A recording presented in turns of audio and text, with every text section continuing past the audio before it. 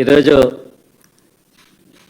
కోర్టులో జరిగిన పరిణామాలన్నీ కూడా బహుశా అందరూ గమనించే ఉండింటారు. ఈరోజు దీనికి ముందు 30వ తారీఖున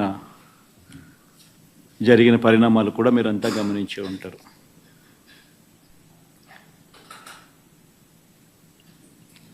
సోమవారం రోజు 30వ తారీఖు అంటే సోమవారం రోజు జరిగిన పరిణామాలు కూడా మీరంతా కూడా గమనించే ఉంటారు. మొన్న ఒక జడ్జిమెంట్ ఇచ్చారు ఇదే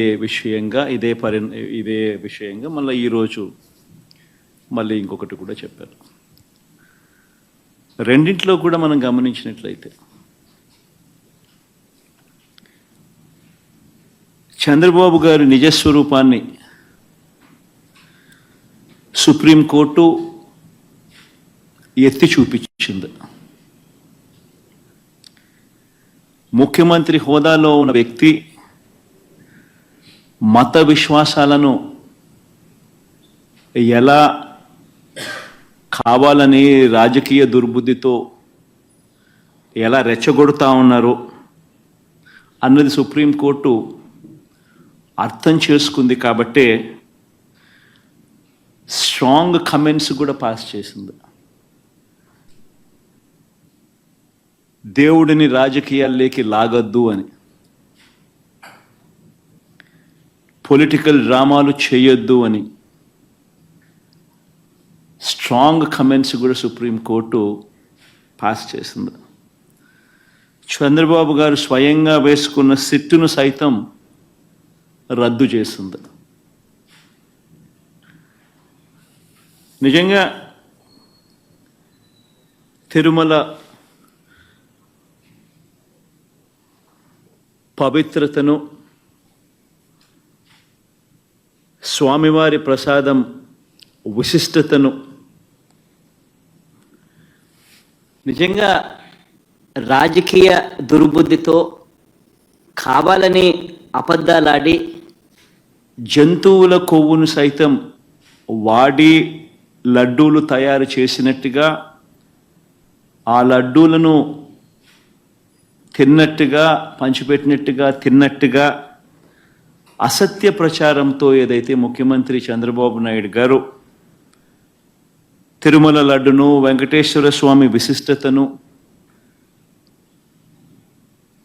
తిరుమల ప్రతిష్టను ఏ రకంగా అయితే తాను అపవిత్రం చేశాడో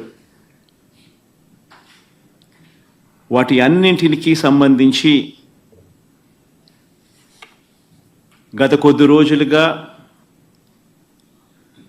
సాక్ష్య ఆధారాలతో సహా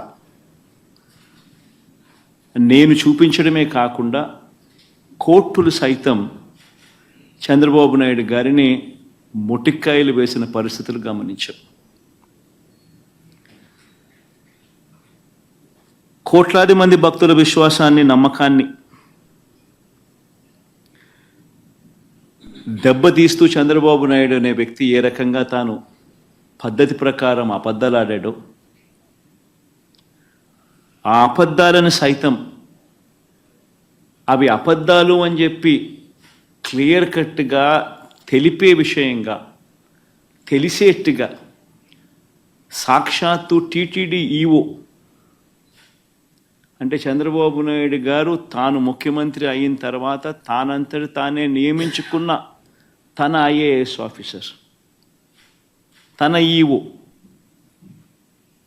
ఏ విధంగా చంద్రబాబు నాయుడు గారి మాటలకు విరుద్ధంగా, చంద్రబాబు నాయుడు గారి మాటలకు విరుద్ధంగా తాను స్వయంగా ప్రకటనలు చేశాడు. ఇవన్నీ కూడా ఒక్కసారి గమనించినట్లయితే చంద్రబాబు నాయుడు గారు ఇప్పటికీ మామూలుగా అయితే మంచి వ్యక్తి అయితే గన ఇంత ఆధారాలు కనిపిస్తూ ఉన్నప్పుడు కొద్దో గొప్ప సిగ్గుపడతాడు. ఆయన అన్న మాటలు సాక్షాత్తు టీటీడీ ఈఓ చంద్రబాబు నాయుడు గారి మాటలకు వ్యతిరేకంగా తానే స్వయంగా చెప్పిన మాటలు ఇన్ని సాక్ష్యాధారాలు కనిపించినప్పుడు మామూలుగా ఎవరైనా కూడా దేవుడి విషయంలో తప్పులు జరుగుతూ ఉన్నప్పుడు, తప్పులు చేసినప్పుడు దేవుడు అంటే భయము, భక్తి కాస్తో కూస్తో ఎవరికైనా ఉన్న వ్యక్తి ఎవరైనా కూడా ఒకవేళ ఉంటే, ఆ భయము భక్తి ఎవరిలో అయినా కూడా ఉంటే పశ్చాత్తాపం అనేది ఎక్కడో చోట రావాలి. ప్రజలకు క్షమాపణ చెప్పే కార్యక్రమం అనేది ఎక్కడో ఒకచోట జరగాలి. కానీ చంద్రబాబు నాయుడు గారి మనిషి ఎలాంటి వాడు అని అంటే పశ్చాత్తాపము ఉండదు, దేవుడంటే భయము ఉండదు, దేవుడంటే భక్తి ఉండదు. చివరికి ఏ స్థాయిలో చంద్రబాబు నాయుడు గారి అబద్ధాల ప్రచారాలు, భయము, భక్తి ఏదీ లేకోకుండా తాను ప్రవర్తించే తీరు ఎలా ఉందనంటే, ఈరోజు నిజంగా ఈ టీడీపీ సాక్షాత్తు Telugu Desam party website, Telugu Desam party official website నుంచి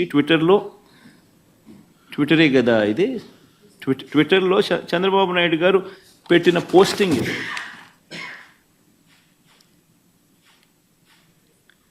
అంటే పశ్చాత్తాపం అనేది ఎక్కడైనా కానీ కనీసం దేవుడి విషయంలో తప్పు చేసినప్పుడు, తప్పు జరిగింది అని తెలిసినప్పుడు, ఇంత ఎబ్బెట్టుగా కనిపిస్తూ ఉన్నప్పుడు ఎక్కడో ఒకచోట దేవునికి క్షమాపణ చెప్పి దేవుడు అంటే భయము భక్తి ఉండాల్సింది పోయి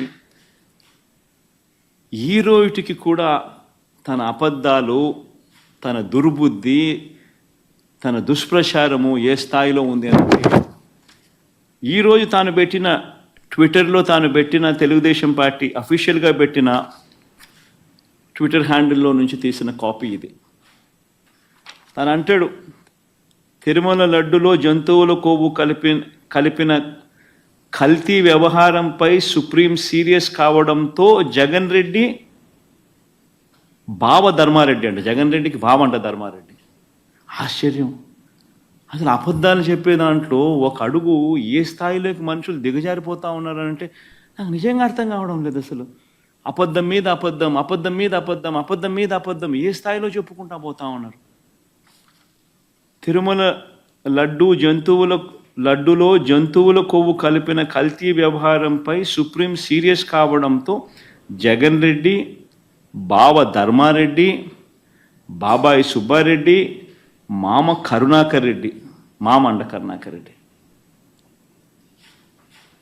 ముఖ్యంగా మనిషి అన్నాక కొద్దో గొప్ప ఎక్కడైనా కూడా భయం ఉండాలి దేవుడు అంటే, భక్తి ఉండాలి దేవుడు అంటే. వక్రీకరణ చేసే విషయంలో ఇంత దారుణంగా వక్రీకరణ చేస్తారు. పైగా సుప్రీంకోర్టు చంద్రబాబు నాయుడుని అక్షింతలు వేస్తే నేషనల్ మీడియా మొత్తం రిపోర్ట్ చేసింది చంద్రబాబు నాయుడును ఏ రకంగా సుప్రీంకోర్టు అక్షింతలు వేసింది అని చెప్పి.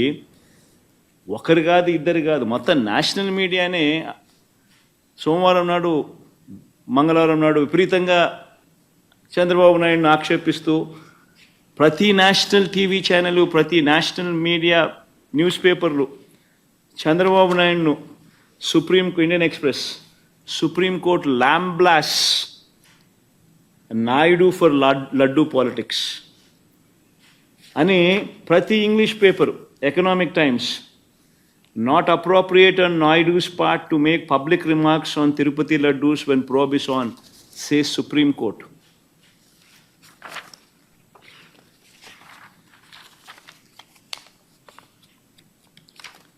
Times of India,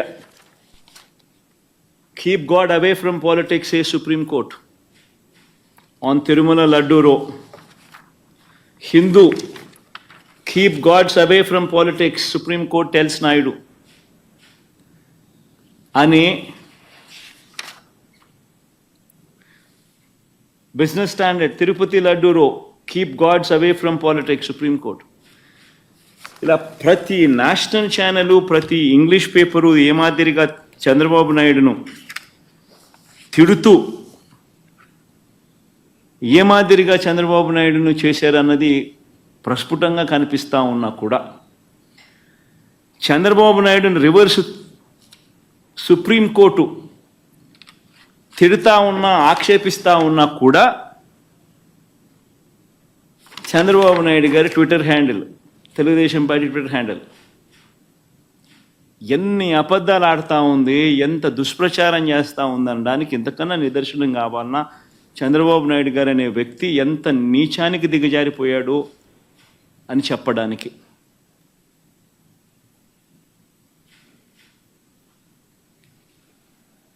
Tirumala laddu కల్తీపై సుప్రీంకోర్టు సీరియస్ అంట. మీ పాపం పండింది జగన్ అంట. ఆశ్చర్యం.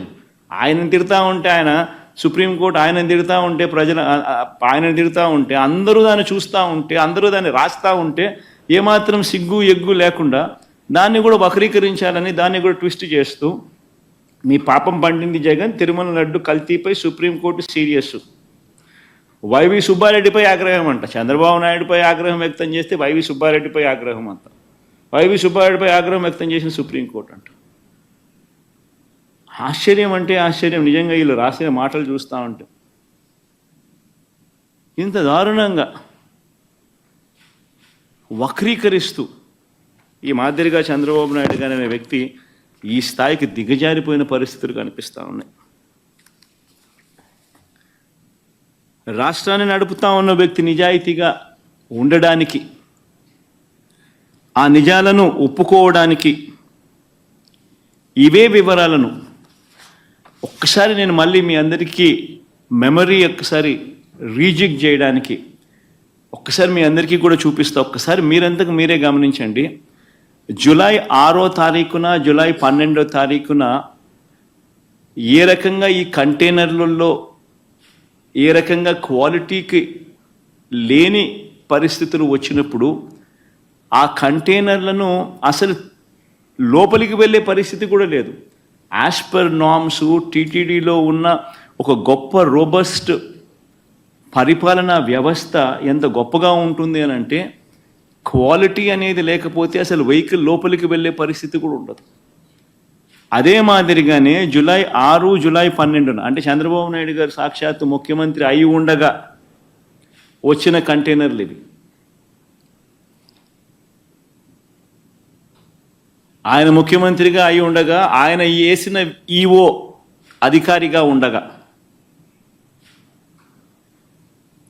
ఎంత గొప్పగా తిరుపతిలో వ్యవస్థ ఉంది అని నడిపేదానికోసం ఇంతకుముందు మా హయాంలో 18 సార్లు ఇదే మాదిరిగానే క్వాలిటీ